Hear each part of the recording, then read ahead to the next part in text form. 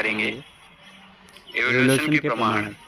Evolution के प्रमाण हमें यह बताते हैं कि किसी जीव का सामान्य पूर्वज से धीरे धीरे कैसे विकास हुआ। इन प्रमाणों को मुख्य रूप से 6 प्रकारों में बांटा गया है।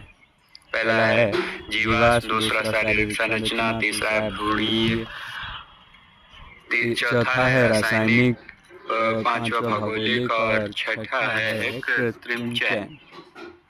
पहला जीवाश्म फॉसिल एविडेंस। फॉसिल वे अवशेष या निशान हैं जो पुराने जीवों के चट्टानों में दबे हुए अवशेष के रूप में पाए जाते हैं।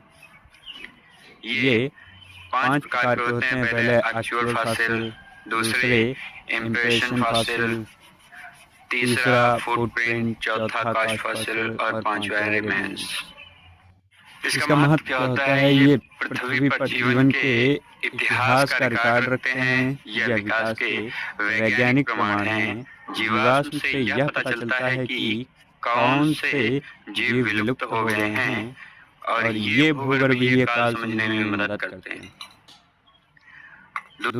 दूसरा है शारीरिक संरचना, मॉर्फोलॉजिकल स्ट्रक्चर।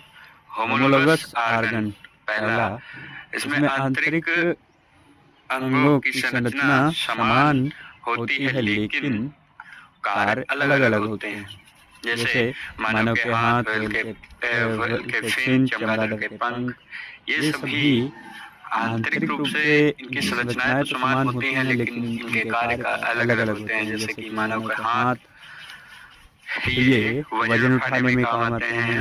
व्हेल के फिन पानी में तैरने में काम आते हैं और चमगादड़ के पंख उड़ने और पकड़ बनाने में काम आते हैं। Analogous organ.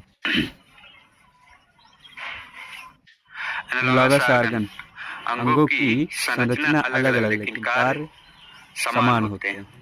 जैसे पक्षी के पंख और कीट के पंख, इनकी संरचनाएं तो अलग अलग होती हैं लेकिन कार्य एक जैसे ही होते हैं, उड़ने के काम आते हैं।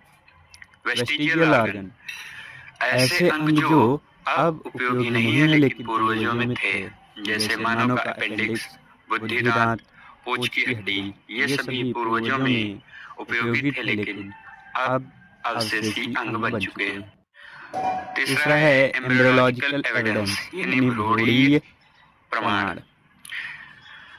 प्रारंभिक विकास के दौरान कई जीवों के भ्रूण समान दिखते हैं, भले ही वे बड़े होकर अलग अलग जीव बनते। जैसे